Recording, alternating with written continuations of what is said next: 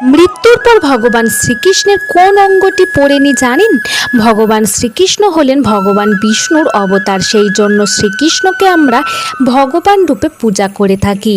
তাই ভগবানের কোনো মৃত্যু নেই বলেই আমরা জানি। তারা বিলীন হয়ে যায় যখন যখন ধর্মের বিলুপ্তি ঘটে, তখন তখন ভগবান নানা অবতারে ধরাধামে এসে ধর্মকে রক্ষা করেন।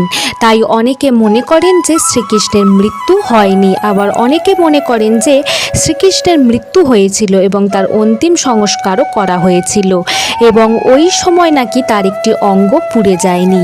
সত্যিই কি শ্রীকৃষ্ণের অন্তিম সংস্কার করা হয়েছিল? তার কোন অঙ্গটি পড়েনি জানেন?